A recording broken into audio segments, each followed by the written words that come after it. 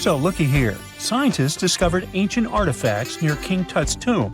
Turns out, his VIP final resting place looks more like a public graveyard with about a dozen wooden coffins that's been there for around 3,600 years. Okay, I might have exaggerated a tad. The 11 tombs weren't exactly right next to King Tut, but they were close, near the same city of Luxor. New findings in Egyptian tombs can help us piece together what life was like in ancient Egypt. And guess what? Ancient Egyptians seem to have been remarkably like us, modern humans. Say, the women have always loved jewelry, and archaeologists retrieved a beautifully made necklace with 30 amethyst beads and 2 agate beads, plus a hippo head amulet. Bet it was all the rage back then. Researchers also discovered 2 copper mirrors. One had a handle shaped like a lotus, and the other was decorated with Hathor, the ancient Egyptian deity of the sky, women, fertility, and love. These recent excavations near Tutankhamun's burial site led to another jaw-dropping revelation. For the first time in thousands of years, fragments of Queen Hatshepsut's Valley Temple were uncovered. This fearless woman was thought to be the second female pharaoh, who ruled with both courage and wisdom, leaving a legacy as solid as the stones themselves. Her temple, hidden for ages, opens a window into a time filled with power, intrigue, and spiritual devotion. Archaeologists found over 1,000 beautifully decorated stone blocks on the outskirts of Hatshepsut's funerary temple. There were very few women who managed to take the throne in ancient Egypt. Another tomb was found nearby, and it belonged to the overseer of Queen Teti Sheri's palace, whose name was Jehuti-Mez. Queen Hatshepsut seems to have even more tombs, aces up her sleeve. These tombs were carved into the rock instead of being built as pyramids, showing a unique ancient perspective on how to protect the soul in the afterlife. Experts managed to retrieve some cool ancient pieces from the site. Toys made of clay, mummy masks, winged scarabs, and some amulets. Sadly, there surely used to be way more artifacts, but over the last centuries, there have been people other than archaeologists to stumble upon this site. It's likely that looters got to these tombs before them and may have taken some valuable items. But they did leave behind some cool stuff for the researchers, like pottery used for offerings of bread and meat, along with archers' bows that connect the tomb's owners to the Egyptian military. Meanwhile, soul protection is way more important than you might think, especially if you're roaming around Luxor looking for ancient secrets. You aren't scared of King Tut's curse, are you? Let me tell you what happened to those who weren't scared, but promise me to take it with a dash of salt, okay? For years, Egyptologists, especially those who believed in paranormal activity, were convinced that there was an unsettling curse surrounding Tutankhamun's archaeological discoveries. This belief stemmed from the mysterious and untimely demise of several excavators who discovered the tomb in 1922 with no logical explanation for why they passed away. It was just easier to chalk it up to something supernatural and avoid the whole mess. But it turns out it wasn't a curse at all. It was likely the radiation that caused those excavators to perish. Now, you might wonder where the radiation came from. After all, while radioactivity was discovered in the 19th century, ancient Egyptians, despite their impressive pyramids, didn't have any radium lying around to make Tut's tomb glow like crazy. So, what could be the real story? It might have been toxic waste behind it all. Toxic levels of radiation from uranium and hazardous waste have been lurking inside the tomb since it was sealed over 3,000 years ago. The burial chamber of Tutankhamun's tomb reportedly has such high radiation levels that anyone who steps inside could easily end up with a fatal dose of radiation sickness or an incurable condition. By the way, you can have a somewhat similar level of radioactivity if you don't get rid of those moldy dinner leftovers you left to perish in your fridge a month ago. But this radioactivity isn't exclusive to Tutankhamun's tomb. Ancient Egyptian artifacts discovery is rewarding yet dangerous due to unusually high radiation levels in Old Kingdom tombs all over Egypt. Geiger counters have detected radiation at 2 sites near the Giza pyramids, and radon, a radioactive gas, has been found in several underground tombs in Saqqara. Interestingly, Experts believe that the builders of these ancient tombs were aware of the toxins, as some eerie warnings were carved into the walls of many tombs. One inscription ominously declared, "They that break this tomb shall meet their end by a malady that no doctor can diagnose." Other ominous phrases like "forbidden," "due to evil spirits," only added to the fear that supernatural curses haunted these ancient sites. Ominous signs have stunned archaeologists since forever, but the fear grew even stronger a century ago with the mysterious passing of Lord Carnarvon, who funded King Tut's excavation in 1922 and reportedly explored the treasure-filled rooms, along with several others who entered the tomb. Arthur Weigall, another British Egyptologist who was present at the tomb's opening and is credited with starting the curse myth, passed away young when he was just in his 50s in 1934. Chances are the condition that made him pass was connected to radiation. In total, 6 out of the 26 people who were there when the tomb was opened met their end within a decade from various causes. Not only X-ray exposure, those reasons include asphyxia, stroke, heart failure, pneumonia, and even poisoning. Well, isn't this getting a little grim? There was one guy who opened the tomb and somehow managed to avoid the infamous curse, Howard Carter, or so it seemed. Some folks pointed to his survival as proof that the curse wasn't real. After digging up the tomb, Carter published several books on the topic and shifted gears from archaeology to dealing in antiquities for various museums. Despite dodging demise or injury, rumors swirled about how the curse may have impacted him in other ways. One of the big stories linked him to Lord Carnarvon's daughter, Evelyn. Some said he was madly in love with her, but she married someone else, so he chose to stay single. Others claimed they had an affair while she was in Egypt, which ended when her father passed away and she left the country for good. However, there wasn't much evidence to support these stories. Evelyn was just 6 when they met, and they remained friends until his last breath. She was even one of the few attendees at his funeral, but denied any romantic involvement, saying they weren't that close. A year after the revolutionary discovery near King Tut's tomb, Evelyn married politician Sir Brograve Beauchamp and had a daughter. That same year, Beauchamp toured the tomb with his parents, guided by Carter himself. Carter never married and, aside from those posthumous rumors about Evelyn, had no other romantic connections. While the curse adds an intriguing twist to his life story, his tendency to keep relationships at arm's length was evident long before the tomb was opened. It seemed Carter just wasn't a people person. In 1939, after battling a serious illness, he ultimately succumbed to fate. He was 64, which was a pretty common life expectancy in the UK back then, so no one really thought it was off and linked it to an ancient curse. When he passed, it turned out he had several artifacts from Tutankhamun's tomb in his London apartment, which were eventually sent back to Egypt, marking what some viewed as the curse's end. Who knows? Maybe if he hadn't had all those ancient souvenirs at his place, he would have lived way longer. But all the other demises might seem off. The curse theory was likely fueled by some strange events during the excavation. Carnarvon got a mosquito bite that became severely infected, and around the time they opened the tomb, Cairo experienced a bizarre power outage and a freak sandstorm. Back in England, the Earl's dog, Susie, managed to escape from Carnarvon's house and began barking frantically at seemingly nothing. At least that's what the staff and family saw. Strangely enough, at the very moment her owner's heart stopped, Susie started howling and fell down without showing any signs of life. Maybe radiation didn't play a crucial role after all, and those were indeed ancient artifacts from King Tut's tomb that made them all perish. Spooky, huh?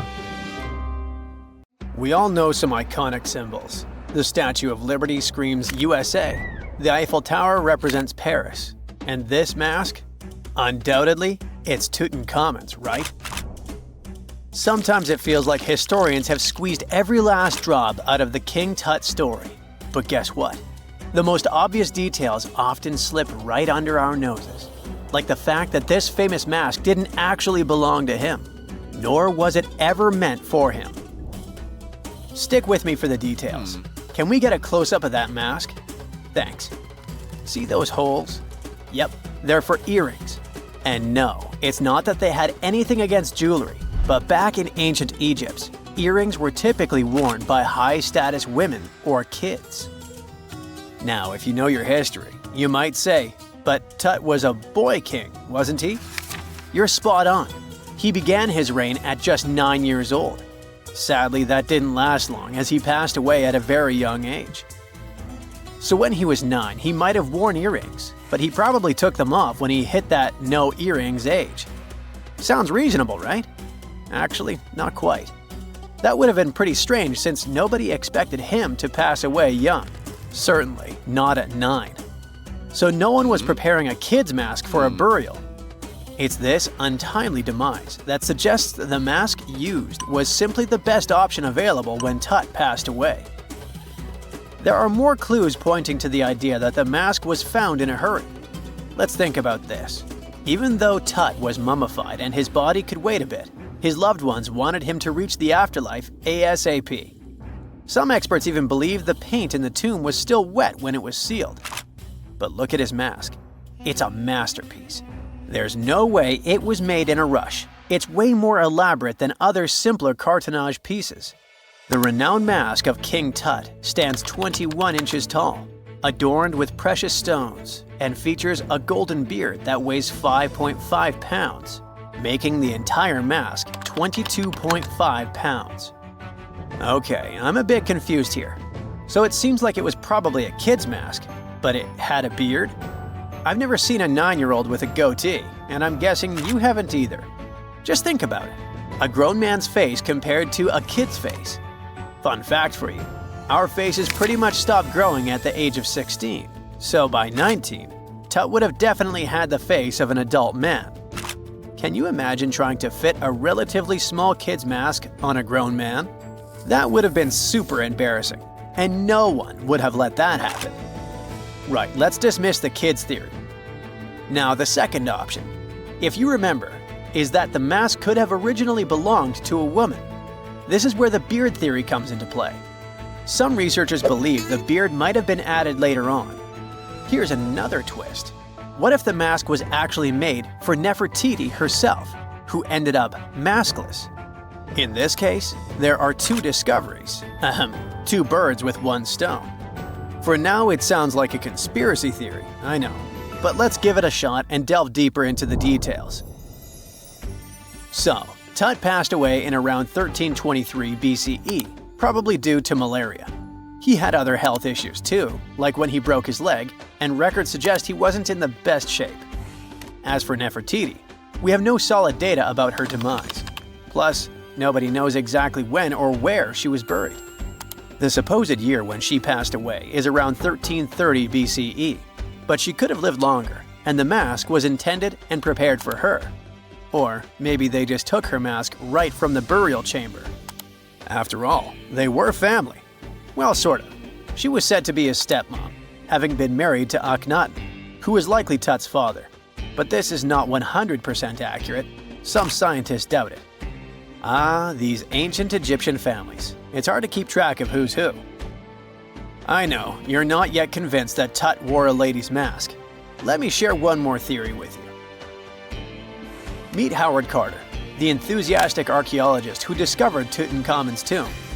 It was located in the Valley of Kings outside Luxor and, to everyone's surprise, was nearly intact. When he entered, he noticed something odd. This didn't feel like a pharaoh's burial chamber. It was classy and all, but it had a vibe that suggested it was made for a woman. Typically, Egyptian pharaohs had larger tombs that suited them better, and even more strangely, it was oriented to the right of the entrance. This didn't add up. That orientation was typical for female chambers, which Egyptian queens used. Another red flag was that the chamber appeared to have been built in stages, and all the artifacts, around 2,000 of them, seemed hastily placed there. Even more curious, they looked like they were meant for other royals. Carter discovered this burial site in 1922, but it remained a mystery as to why it was so bizarre. Almost a century later, Nicholas Reeves thought he may have solved the puzzle. He claimed that King Tut might not have been the original resident of the tomb. Instead, he suggested that the undisturbed resting place of the legendary Queen Nefertiti could be hidden behind the walls of the boy king's burial chamber. Nicholas studied high-resolution photos for months, meticulously examining every pixel. One day, he focused on detailed scans that revealed the texture of the tomb's walls beneath layers of paint. He spotted what he believed to be outlines of two doorways that had been blocked and plastered over to hide them from view. The more he looked, the more it seemed real. Could it be a tomb within a tomb? Nicholas theorized there was a hidden storeroom behind the western wall of King Tut's tomb, and his chamber might just be the outermost section of a larger corridor-style network of rooms. It all sounds fancy, but sorry to break it to you, Reeves' theory was debunked. To find out if he was onto something, experts had to use ground-penetrating radar to see the unseen. Reeves' idea was that if there were gaps, it could indicate the presence of additional rooms. And at first, in 2015, one expert even thought he had found a hidden room. But the glory didn't last for long. A year later, after double-checking, it turned out there were no hidden doorways. By the way, Nefertiti isn't the only legendary woman from Egypt whose burial site remains a captivating mystery. There's a cool legend about Cleopatra that you might enjoy. It's said that she once declared, "No man will ever find my tomb." Kind of fitting, right? After all, the person who's come closest to uncovering her final resting place is a woman. Fast forward a few millennia after she passed away, and while no man has located it, archaeologist Kathleen Martinez believes she might have cracked the code. She's been on the quest for Cleopatra VII's tomb for nearly 20 years, and recently discovered a bust that she thinks represents the famous queen. However, not everyone is on board with her claim. Some experts argue that the bust doesn't resemble Cleopatra at all. Alongside this intriguing marble statue, Martinez's team also unearthed 337 coins, some of which, less controversially, feature Cleopatra's likeness. But the real part is that it's still not officially confirmed. There's no doubt about the existence of the small bust. It's carved from white marble, fits in one hand, and shows a woman wearing a royal crown, according to a translated statement from the Egyptian Ministry of Tourism and Antiquities. The big question, though, is who it actually depicts. While Martinez insists this statue is a representation of Queen Cleopatra VII, many other archaeologists argue that the facial features don't match, suggesting it likely belongs to a princess instead. Sorry, I can't resist the temptation of breaking the magic for a moment. Some folks believe that the whole idea of "no man will find my tomb" is misunderstood. Even if she did say it, what she probably meant was "no living soul," and it wasn't about gender at all. It can as well be just a beautiful legend. Toodaloo! For more than 3,000 years, the gold mask of Pharaoh Tutankhamun stayed hidden in the Valley of the Kings. This artifact, which stands about 21 inches tall, shows how skilled and artistic the ancient Egyptians were. But nobody expected that X-rays would reveal its biggest secret. King Tut was the last ruler of his family during the 18th dynasty. He took the throne at just 9 years old, but ruled for only 10 years before he passed away unexpectedly. If we're being honest, back in ancient Egypt, he was mostly forgotten by the rulers who came after him. His tomb wasn't a big deal for them, so much so that even the grave robbers forgot about him. It might sound a bit sad, but the truth is that it was actually great news for us. Since his tomb was practically forgotten, it ended up being perfectly preserved. While the other tombs in the Valley of the Kings were looted, his remained sealed and untouched. So, when it was discovered back in 1922, it had over 5,000 precious objects inside. That made Tutankhamun basically an instant celebrity and one of the best-known pharaohs nowadays. Among the treasures was the most stunning piece, his golden mask. This mask is said to be an exact image of the king's face, or at least it was supposed to be, but we'll get to that later. The purpose of this accurate representation of his face was to make sure that his soul would recognize him in the afterlife and return to his mummified body. In ancient Egyptian beliefs, this would allow him to continue living in the afterlife. The details of the mask clearly looked incredibly difficult to create, but people didn't realize how complex it truly was until many years later. The first X-rays of the mask were taken in 1967. Back then, the main reason for these scans was practical – conservation. The mask was heading to Paris for an exhibition, and it was the first time it had ever left Paris. This would help them keep track of any changes during the exhibit. Plus, the images could give clues about how the mask was made, but back then, they probably didn't fully realize just how complex its construction was. I mean, Egyptian goldsmiths didn't use modern soldering techniques. So, how did they make this mask? New X-rays taken in 2007 gave us some answers. It turned out the Egyptians didn't use pure gold, which is 24 carats. The mask was actually made of 23-karat gold, meaning it was mixed with another material. So specialists discovered that the gold sheets contained a small amount of copper, a reddish-brown metal. This was likely done to make the material more flexible and easier to shape. They would then shape the gold sheets by heating and hammering them over and over again.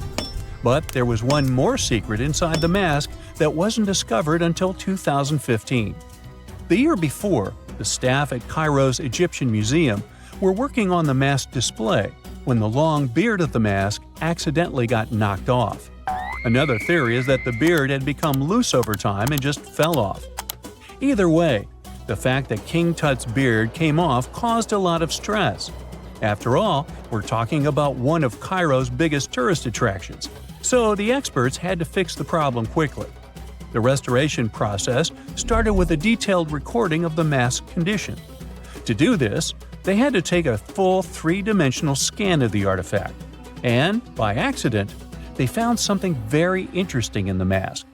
Inside the royal beard, there is a gold tube, an intriguing structure that the Egyptians likely used to attach the beard to the rest of the mask. And that proved, once again, that the process of making this mask was even more complex than experts thought. But the mysteries don't stop there. Remember how we mentioned that the mask was thought to perfectly represent King Tutankhamun's face? Well, that might not be entirely true. Some popular theories suggest the mask was never meant for him and was actually made for someone else. A study published in 2015 suggested the mask was originally made for a female pharaoh, his supposed stepmother, the famous and beautiful Egyptian queen Nefertiti. The biggest clue comes from an inscription on the mask. At first glance, it seemed to belong to Tutankhamun, but after a close examination, researchers noted that something else was actually written underneath King Tut's name. The royal name stamp seems to have been altered, and originally it had something written on it that translates to Queen Nefertiti. There is another feature of King Tut's golden mask that was overlooked for years, which adds even more mystery. As we mentioned earlier, experts believe he wasn't respected much by the pharaohs who came after him. And one of the clues that made archaeologists think this is the pierced ears on the mask. Some researchers believe that King Tutankhamun wouldn't have worn earrings after he was a kid. So, according to their theory, by the time he passed away at 18, he shouldn't have been represented with pierced ears. This could also support the idea that the mask originally belonged to Nefertiti, or maybe to someone who wasn't even connected to King Tut. But the mask isn't the only source of mystery. In fact, his whole tomb is full of puzzles. Recently, historians found a sign that the place where King Tut was supposed to be buried was changed at the last minute. For years, experts wonder why a pharaoh who ruled for 9 years ended up in such a simple tomb. When compared to the grandeur of other pharaohs' tombs, his tomb seemed, well, a bit plain. The idea that a king like Tutankhamun would have such an unremarkable resting place just doesn't match up with the power and importance he must have had in ancient Egypt. So, what happened? Well, apparently, this might have something to do with his successor, Pharaoh I. After King Tutankhamun passed away, researchers believe that Ai made sure to erase him from Egypt's history. So, one theory suggests that he was probably behind the quick decision to place King Tut's body in a smaller, less impressive tomb. When experts looked at Ai's own tomb, they found something interesting. There is a large wall covered in painted baboons. This is the same type of artwork found in Tutankhamun's tomb. It seems like the same person might have chosen the artwork for both tombs. Now, the design and decoration of the two tombs are almost identical, suggesting there was a shared hand behind both. But there is one key difference. Ai's tomb is fit for a king. It's much bigger and more impressive, even though the style and artwork are similar to what you see in Tutankhamun's tomb. So the theory suggests that Ai decided what went into both tombs.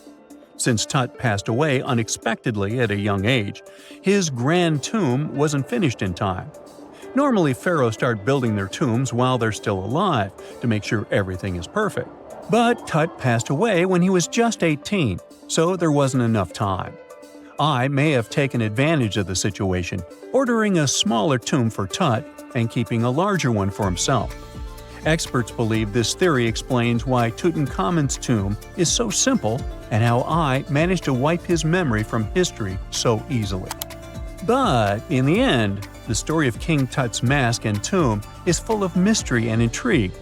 Each new discovery sheds more light on what really happened all those years ago. But one thing is for sure, the secrets of ancient Egypt still have much to reveal, and King Tutankhamun will continue to fascinate people for years to come.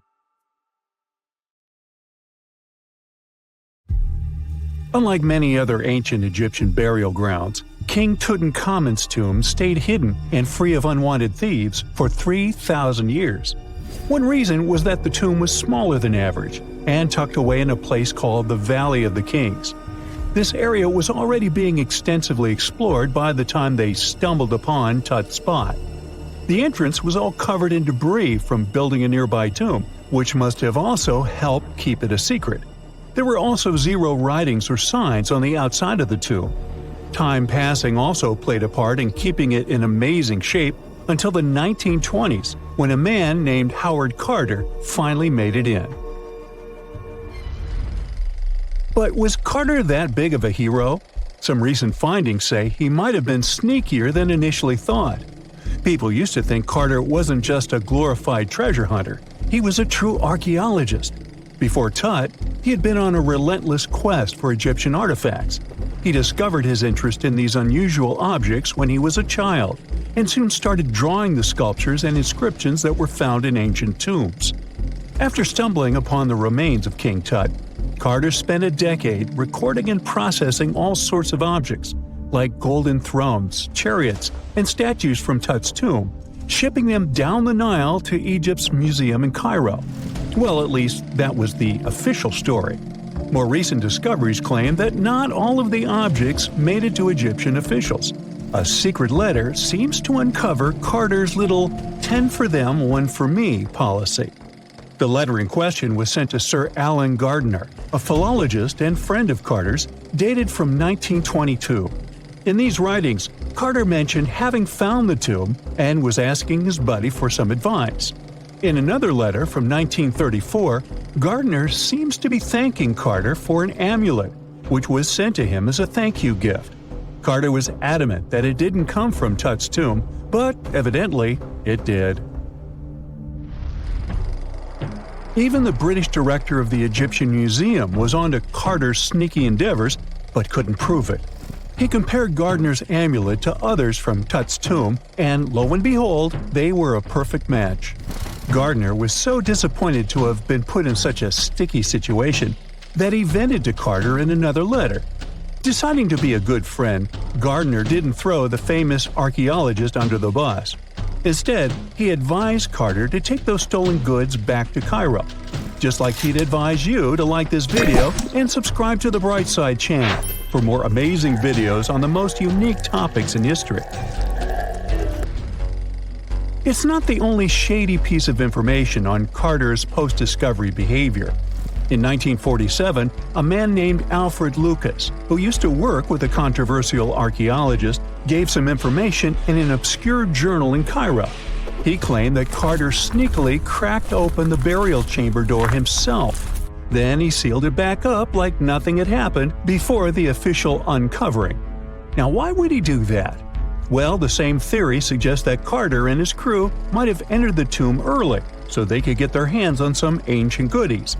Obviously, these people couldn't risk having such objects sold while they were still alive, but made sure they were auctioned off after they passed.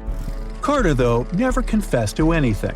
He made no official denial either, but the Egyptian government couldn't risk any more mysterious disappearances, so they prohibited him from entering the tomb for a while. Some have connected this apparent stealing to the curse of King Tut. If you've never heard of it, know that it became quite the scary tale soon after King Tutankhamun's resting place was uncovered. It claimed that anyone messing with the tomb of the boy pharaoh would face some serious bad luck.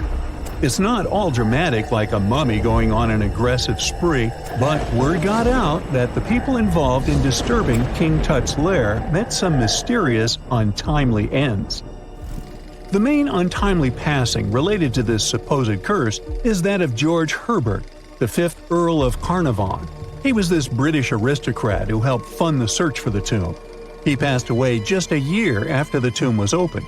Now, people love to call it mysterious, but it turns out that Herbert was already in pretty bad shape health-wise when he got to Cairo, and he ended up getting taken down by a regular disease.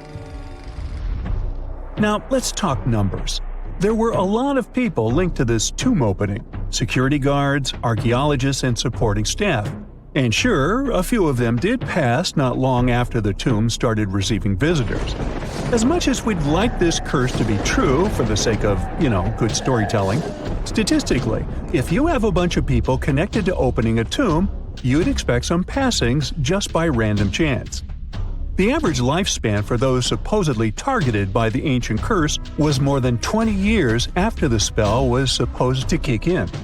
Herbert's daughter even lived until the 1980s, that's half a century later. And Howard Carter himself lived until 1935, a solid 16 years after the big reveal. Some have suggested that the whole curse was nothing more than a careful PR strategy. You see, when Tut's tomb was found, Howard Carter wanted to make a priority out of keeping nosy reporters away. So he might have come up with a curse hanging over anyone entering the boy king's resting place. But what was stolen from King Tut's tomb anyway? Well, some jewelry to begin with. It might have been snatched by Howard Carter himself, according to a French specialist.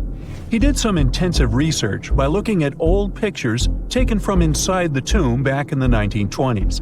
He compared those images to various objects from museums and auction houses. He soon started to piece together the whereabouts of some of Tut's jewelry. First up, there's this collar that used to be on Tut's chest. It was all broken into pieces, and some parts went via Carter to the Nelson Atkins Museum in Missouri.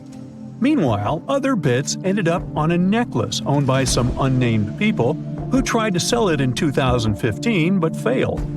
Even the Nelson Atkins Museum agrees, as they've confirmed the information on their website. Then there's a headdress piece.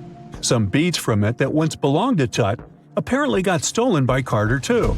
They were also strung into a necklace and are now being held at the St. Louis Art Museum. Another fancy collar made out of glazed ceramic magic spent some time at the Met, far away in New York. Thankfully, it was sent back to Egypt a bit over a decade ago. This seems to have been, as you'd expect by now, also stolen by Carter. Missing artifacts aside, King Tut still gave a ton of amazing objects that helped us learn more about this incredible ancient culture. Starting with the famous burial mask. It's this massive 21-inch gold art piece with semi-precious stones and glass paste. It weighs 22 pounds and showcases the boy pharaoh with a long beard and a headdress with a cobra and vulture. On the back, there's this spell from an important ancient Egyptian spiritual book that's supposed to make sure it works just as well in the afterlife. Tut was also apparently a board game enthusiast. They found 4 board games in his tomb, some made of ivory. Archaeologists also found a pair of gold sandals, though you'd imagine they were more for show than for comfort. In fact, the pharaoh probably never wore them in his lifetime. Now, speaking of fashion items, it turns out Tut was quite the fancy ruler. They even found a mannequin in his tomb that was used to pick out, adjust, and store his outfits and jewelry. The boy king seemed to have also enjoyed some music, based on the 2 trumpets historians found in his tomb. Though they were played back in 1935 in a BBC broadcast, the instruments are today considered too fragile to be maneuvered. You're digging in Egypt's famous Saqqara necropolis, also known as the ultimate VIP graveyard for pharaohs, when suddenly you find a giant pink door hiding something no one knew existed. Behind this giant stone door, one that wasn't supposed to open, by the way, you find a lost tomb of Egyptian royalty. Alright, history lovers, it's time to buckle up because archaeologists just pulled off something straight out of an Indiana Jones movie. Let's travel all the way to Saqqara, one of Egypt's most mysterious and treasure-packed ancient sites. The star of the show? The prince you've probably never heard of, Prince Userefre, son of King Userkaf. No one important, just, the founder of Egypt's 5th dynasty. No big deal. But the way his tomb was discovered… It all started with a massive door, made of pink granite, no less. But this isn't just a regular stone slab. This thing is about 14 to 15 feet tall and 4 feet wide. A giraffe could easily walk through it. This door is also definitely heavier than your neighbor's SUV. But here's the twist. It wasn't a real door. It was a false door, a symbolic gateway meant to allow the spirit of the deceased to pass between the world of the living and the afterlife. Normally, that's where the story ends. After all, false doors are common in tombs. But this one was extra special. You see, false doors were usually made out of limestone, which was pretty common and found everywhere in Egypt. To build one out of red or pink granite, people had to bring these rocks from a quarry located 400 miles away. And you can bet this wasn't a cheap trip. According to Egyptologists, this is the first time a false door of this size and material has ever been found in Egypt, making it a totally unique piece of architecture. Aside from being super expensive, this one had a surprise behind it too. When the team of researchers investigated further, they realized that this false door actually hid a real entrance. And what did it lead to? A hidden tomb packed with statues, relics, and secrets from over 4,000 years ago. The tomb belonged to Prince Userefre, but you can call him Wasar-Efra or Wasar-Efra too. Despite being totally erased from history, this fella was no minor noble. The hieroglyphs on the pink granite door listed him as the hereditary prince, governor of Buto and Nekeb, royal scribe, minister, judge, and priest of chance. Phew! He was like the ancient Egyptian version of Daenerys Targaryen. These inscriptions not only identify his political and religious roles, but also suggest he held significant power in Lower and Upper Egypt, bridging both regions through his titles. One title in particular, the Priest of Seker, links him to the deity of the necropolis, the one with the falcon head. This god was the patron of the living and god of the dead at the same time. So I guess the Forgotten Prince was sort of a big deal, considering that his tomb was placed in such a prestigious location within Saqqara. What's even more mysterious is that Prince Userefre doesn't appear in official king lists or royal family trees, which makes us wonder if he passed away before he could rule, or if his legacy was deliberately erased in one of ancient Egypt's classic political dramas. Some scholars now believe his erasure might be connected with shifting religious or political power struggles during the early 5th dynasty, especially as his father Userkaf was reshaping Egypt's religious order. And speaking of his father, King Userkaf was a total game changer. He wasn't just the founder of the 5th dynasty, he also kicked off a religious revolution by promoting the sun god Ra over older deities. That's right, Userkaf built the very first sun temple at Abu Sir, setting off a dynasty-wide obsession with solar worship. After Userkaf wrapped up his short but revolutionary reign, a whole lineup of pharaohs took the stage. Sahure, Neferirkare, Nusere-Ini, basically the boy band of the 5th dynasty. And these guys were all about two things: building pyramids and making money. They weren't just stacking stones, they were expanding Egypt's influence, opening up trade routes to far-off lands and blinging out their temples like it was nobody's business. Back in the tomb, things got even cooler. There was a beautiful red granite offering table covered with inscriptions detailing ritual foods, like an eternal menu for the afterlife, because they believed the deceased could magically eat this food. Fun fact, it was the funerary priests and their families that actually ate the food. There were also pottery shards, amulets, and painted walls, but the real showstoppers were the statues. And this is exactly where things get weird, in a good way.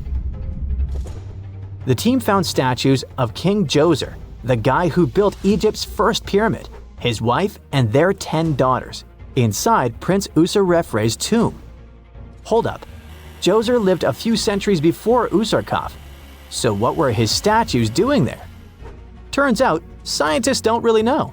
These statues were built during the reign of King Djoser himself and probably belonged to that first ever built pyramid. Experts believe these statues were probably relocated during the 26th dynasty, thousands of years after Djoser, maybe to protect them from destruction, or maybe because they were still venerated. Basically, ancient Egyptians were hoarders, but classy ones. Scientists also know for a fact that some engravings and statues found there were made way later, which means that this tomb probably turned into a deposit for fancy stuff. Or maybe this was just really ancient interior decorating. Anyway, that wasn't all. There was another pink granite entrance on the eastern side of the tomb, with inscriptions linking back to King Neferirkare, another 5th dynasty pharaoh who also tried to build his own pyramid, but failed. And near this second entrance, archaeologists found something never seen before in Saqqara: a set of 13 pink granite statues, all sitting in a row on a high-backed bench, like they were waiting at the DMV of the afterlife. Some had elevated heads, probably representing the prince's wives, while others were missing their heads entirely. One black granite statue was found upside down. Maybe it had taken a tumble sometime during the tomb's long, quiet centuries underground.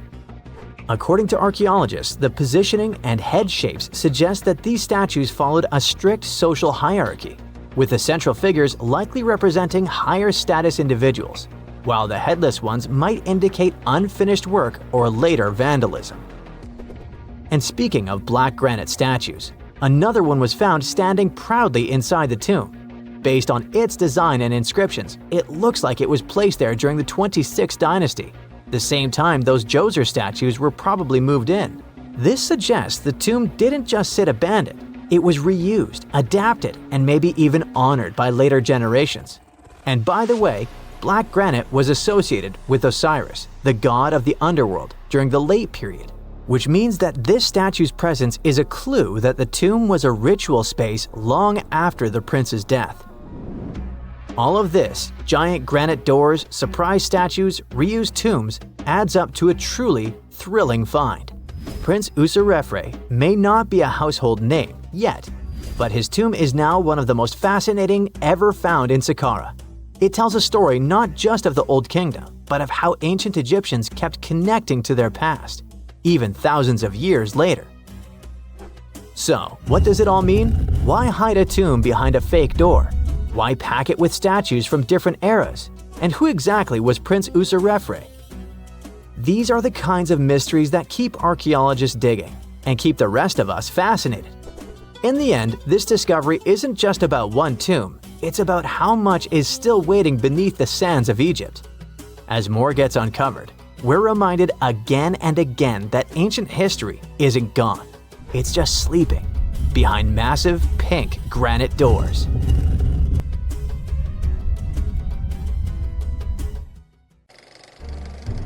During the early 1920s, the world was mesmerized by King Tut.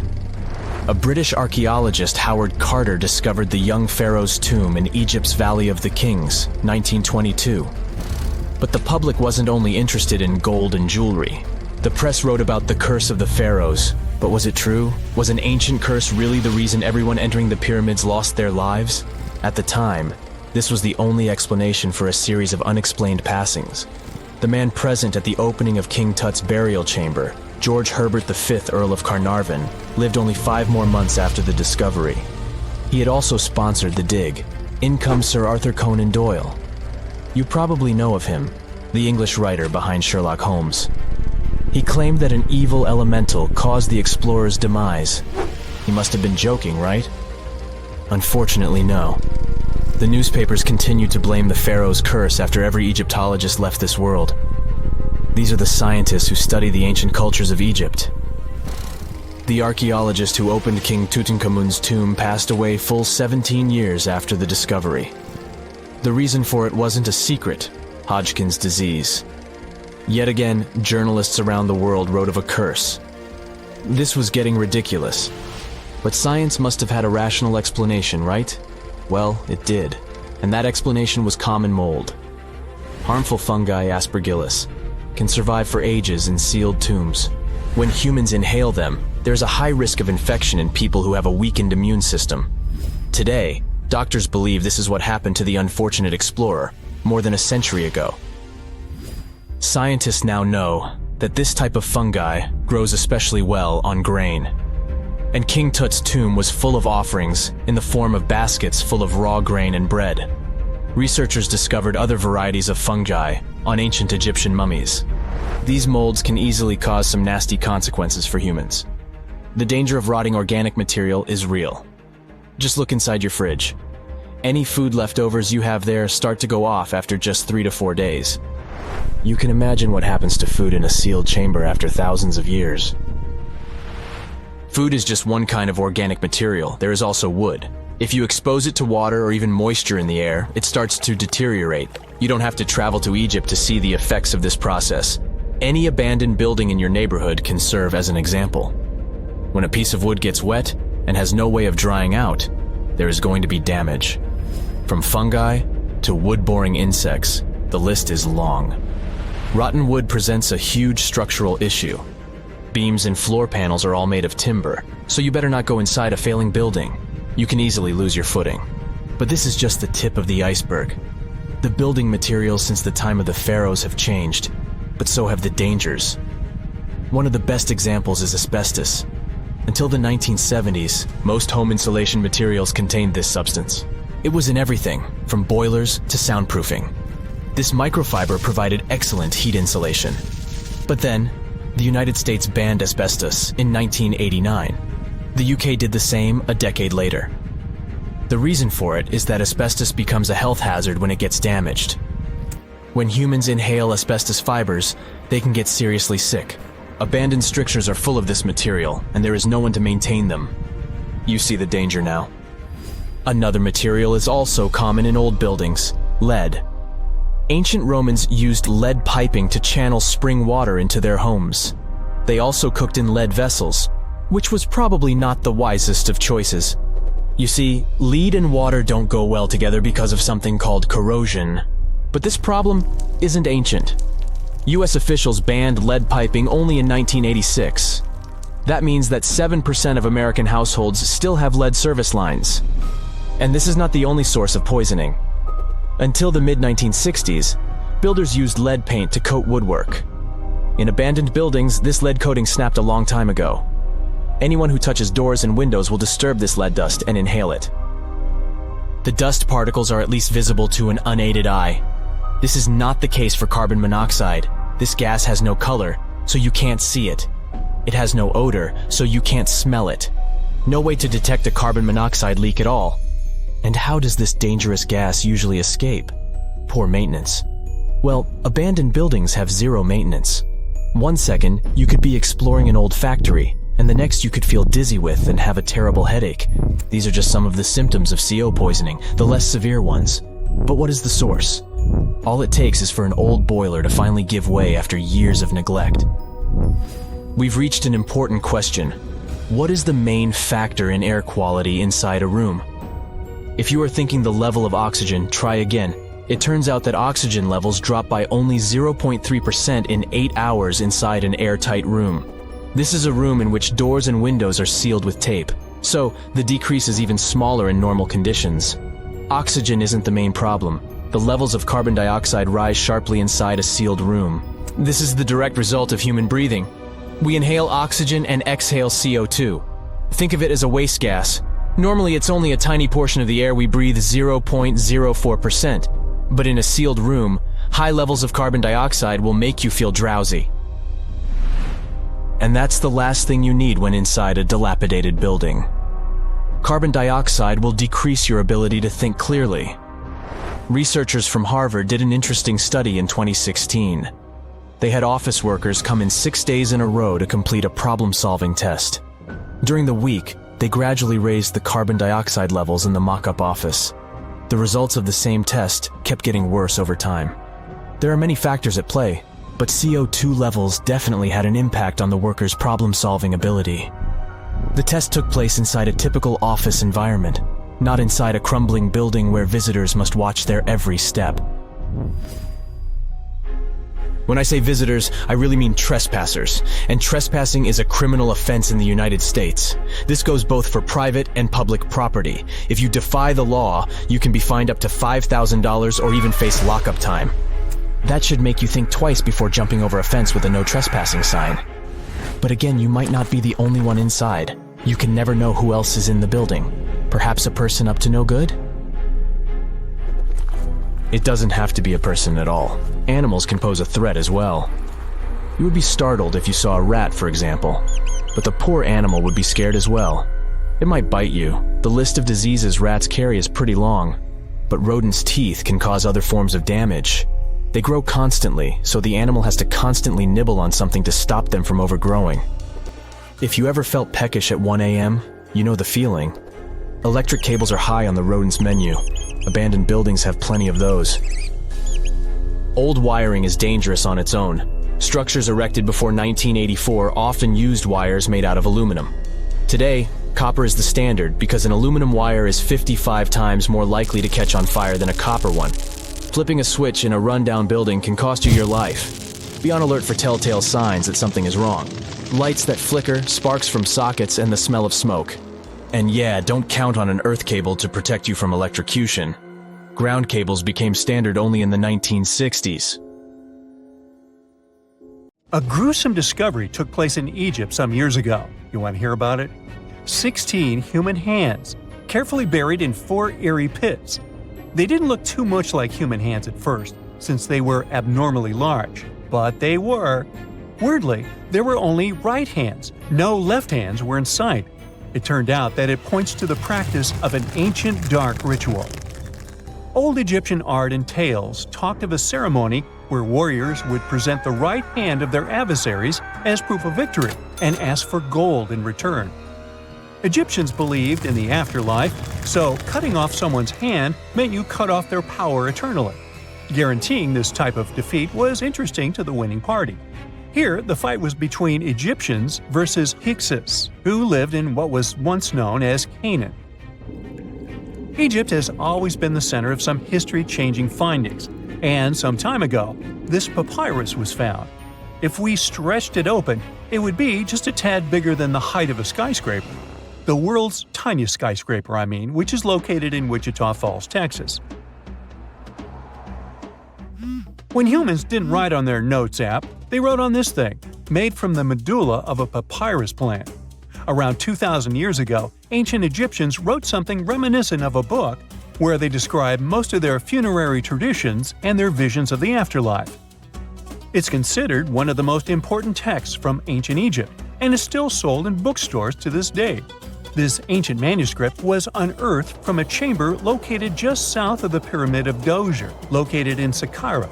Oh yes, Djoser is the oldest pyramid in Egypt and not the Giza pyramids like most people think. So recently, the site of Saqqara buzzed with excited archaeologists who probably found one of Egypt's oldest complete mummies.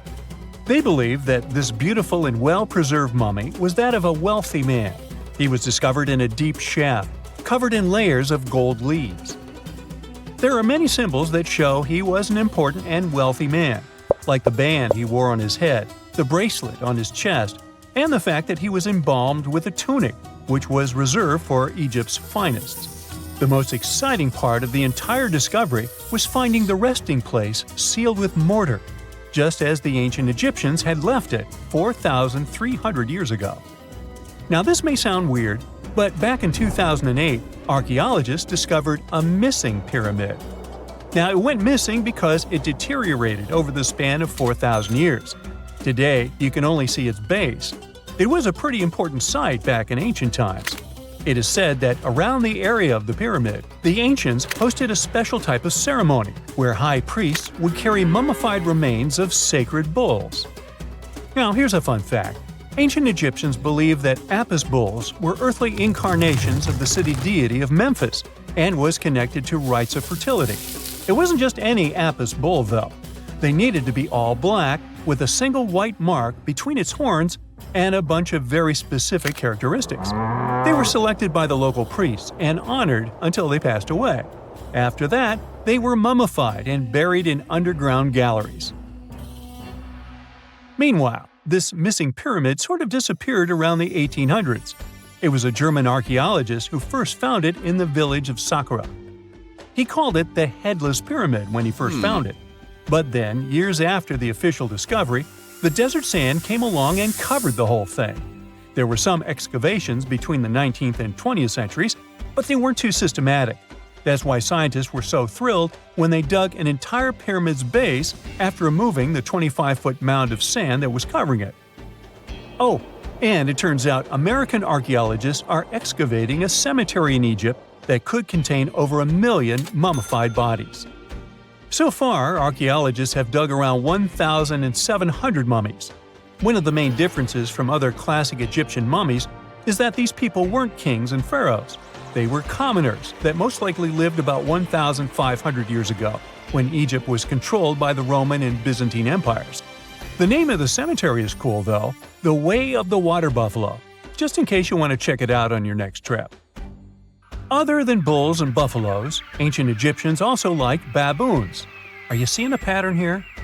In the beginning of the 20th century, archaeologists discovered a site filled with mummified baboons in a place called, guess what? The Valley of Monkeys. An animal wouldn't have been mummified if it wasn't considered important. Certain animals were more important than others, since they were linked to specific deities. Jackals were connected to Anubis, the ancient god of the afterlife, and cats were likened to the female deity Bastet. Baboons were a pretty big deal, since they were believed to be connected to Thoth, the deity of wisdom and advisor to Ra, one of Egypt's supreme deities. The archaeologists who studied these animals weren't too happy. They think these baboons were kept inside and were deprived of sunlight for most of their lives. They had extreme vitamin D deficiencies and they were poorly fed.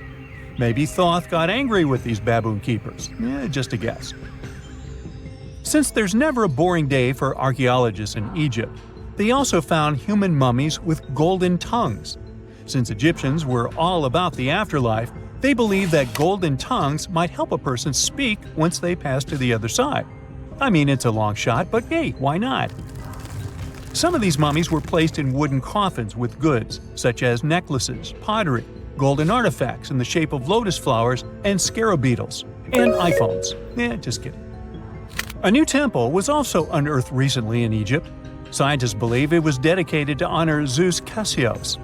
That deity would be a cross between Zeus, the almighty Greek deity of the sky, and Mount Cassios. While digging around the Sinai Peninsula in Egypt, archaeologists spotted 2 pink granite columns poking out of the ground, and bingo. They believe these columns represented the temple's front gate and collapsed during an earthquake many years ago. And speaking of deities, there weren't only super serious deities. Recently, scientists unearthed a golden ring in a city south of Cairo. No, Frodo, it's not magical. It was a normal gold ring, but it had the depiction of the deity of fun, officially named Bes. This deity is often described in sacred texts as a happy chubby dwarf. Today, many tattoos we get are sorta deprived of any sense and are made of aesthetic purposes only. In ancient Egypt, though, women would get tattoos as a token of protection for childbirth. That's what scientists think, at least. Around the Nile region, scientists found some mummies that had well-preserved tattoos, which is a rarity since the skin deteriorates so easily. 2 of these women tattooed their lower backs, and the drawings were simple. They were mostly pictures, including that same chubby dwarf we just talked about, Bess. He also had a side hustle as the protector of women during childbirth. Now, would you believe me if I told you ancient Egyptians invented robots? No? Well, that's because that's not entirely true. Sure, they were astronomers, mathematicians, and engineers, and somehow they also squeezed an eccentric invention into that package. An automated deity some scientists called Hathor. This wooden statue had been in the Metropolitan Museum of Art for years before someone noticed its secret. With the help of an X-ray machine, specialists discovered a mechanical operating system inside it. The pulley-like axis goes from the statue's shoulder to her left leg. When the system rotates, the statue raises and lowers her hand. Hey, pick me! Pick me! I got my hand up here. If there's a question that still baffles archaeologists to this day, it's this one. How did the ancient Egyptians build those magnificent pyramids? As far as we know today, their resources were quite limited, especially in terms of tools and building materials. We still don't have a fully satisfying answer, but hey, we've got some pretty amazing theories worth considering. The leading contender among these theories involves the clever Egyptians employing a sneaky strategy. Now picture this. They constructed a slanted and curving mound made of bricks, earth, and sand encircling the pyramid to be. As the pyramid grew taller and taller, they simply increased the height and length of this wacky structure. It's like they were playing an ancient game of Jenga. Now, how did they get those massive stone blocks up there? Well, according to the legendary ancient Greek historian Herodotus, they used sleds, rollers, and levers. It sounds like they turned construction into a supersized game of tug-of-war. And guess what? Herodotus also claimed that the Great Pyramid, the one from Giza, the granddaddy of them all, took a whopping 20 years to build. There's more. Herodotus also dropped a mind-boggling number on us. 100,000 men were supposedly involved in this pyramid extravaganza. Did they hire the entire Egyptian population? Well, it might not be as far-fetched as it sounds. These men were probably mostly farmers, so they probably focused on the pyramids when there wasn't much work to be done in the fields. Like during the flood season of the Nile River. Obviously, specialists in the archaeological community had something to add to this theory. By the late 20th century, they discovered some evidence that suggests the workforce might have been smaller and more permanent than previously thought. Instead of a massive army of 100,000 pyramid builders, they proposed that a modest crew of around 20,000 workers, accompanied by support personnel like bakers, physicians, and even spiritual leaders, could have gotten the job done. There was also this theory that claimed that the pyramids were actually built from the top downward. It suggested that these colossal structures were nothing more than isolated hills used as quarries. The stones were supposedly drawn from these hills, and over time, competing engineers took charge and transformed them into the iconic pyramids we know today. Now, before you dismiss this theory as a wild fantasy, some folks thought it wasn't completely crazy. After all, there are instances where isolated hills exist, so maybe this theory had a tiny glimmer of truth. Whether it involved ramp building or ingenious work schedules, one thing is clear. Those pyramids have definitely left their mark on history and on our imaginations. Now, speaking of ancient Egyptian mysteries, there's this gigantic unfinished obelisk sitting in ancient Egypt, and scientists are trying to figure out how it was shaped. Now, some people suggest that our industrious ancestors used handheld pounders to get the job done. One expert has a different take on the matter, though. He argues that if we take a closer look at the pattern left behind by the shaping tool, we'll notice something peculiar. The walls of the trenches surrounding the obelisk display a neat and even pattern, which is pretty unlikely if they were pounded away by mere mortal hands. According to this expert, those horizontal striations are usually the result of a tool that takes breaks while removing material, leaving its mark on the surface. But wait, there's more. Imagine the tool being rocked back and forth against the trench walls, clearing away the waste to keep the trench from narrowing. Well, in that case, the tool might have left some funky horizontal striations where it was pressed against the sidewall. This sounds like some fancy technology at play, don't you think? And guess what? The dynastic Egyptians probably didn't have access to that kind of know-how. Another famous Egyptologist from way back also uncovered a bunch of core drills during his adventures. Although the actual drill bits are missing, his collection houses these particular core remnants made of limestone, alabaster, and even granite. These constructions aren't the only amazing thing the ancient Egyptians left behind, though. As it turns out, the Egyptians were the genius minds behind the creation of the handheld mirror. Yeah, that little mirror you use every day to check yourself out. But here's the twist. These mirrors are like pieces of art. They were decorated with inscriptions and figures. But that's not all. The Egyptians had a serious concern with their appearance. They knew the importance of personal hygiene and looking fabulous. So, in their quest for pearly whites, they invented toothbrushes and toothpaste. Dental problems were pretty common back then, and their smiles weren't exactly all white. Dentistry wasn't their strongest suit, you see. Maybe their minds were distracted by all that pyramid building. So that doesn't mean those ancient toothpaste recipes weren't amazing. One delightful concoction included rock salt, mint, dried iris petals, and pepper. Some brave dentists in the 21st century tried it out, and it worked pretty well. Ground-up ash was also used in another recipe to create a tooth cleansing paste. Mint was missing, so that didn't do much for their breath. That's when the genius Egyptians came up with the world's first breath mints. They made tablets from heated spices like cinnamon, and they mixed it with honey. Now, let's shift gears to home decor, Egyptian style. They surely took ornamentation to the next level. While the concept of decorating furniture started in Mesopotamia, the Egyptians cranked it up a notch. They went all out with different colors of ink and even developed various weights of paper. Oh, and let's not forget about those cute little area rugs we all have in our homes today. Guess who came up with the idea? Yep, the Egyptians. They used the versatile papyrus plant to make those cozy rugs. And speaking of trends, the Egyptians loved their knickknacks. They had an assortment of small figurines in the shapes of cats, dogs, and people. These statues were made from various materials, like simple sun-dried mud to the ultimate bling of gold. It all depended on how loaded you were.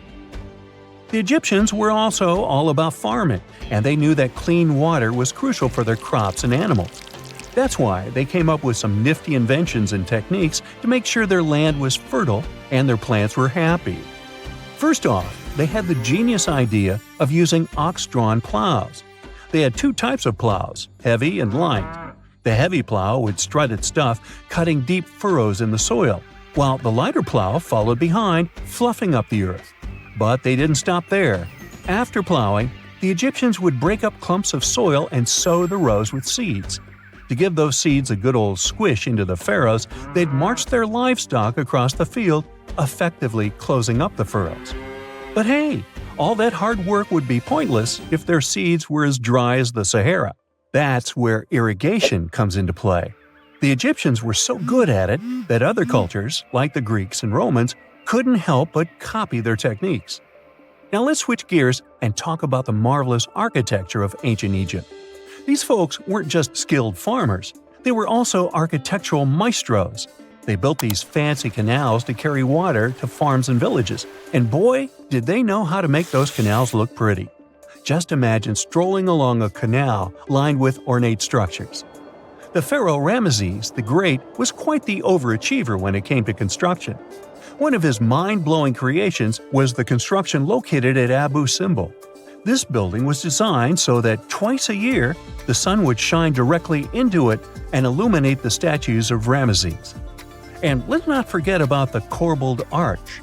Without this architectural gem, we'd be missing out on some mind-boggling structures like the Great Pyramid. The Egyptians knew how to make things stand tall and proud, thanks to their engineering and construction wizardry. They built grand halls and inner sanctums that make your jaw drop. And some of these temples doubled as astronomical observatories.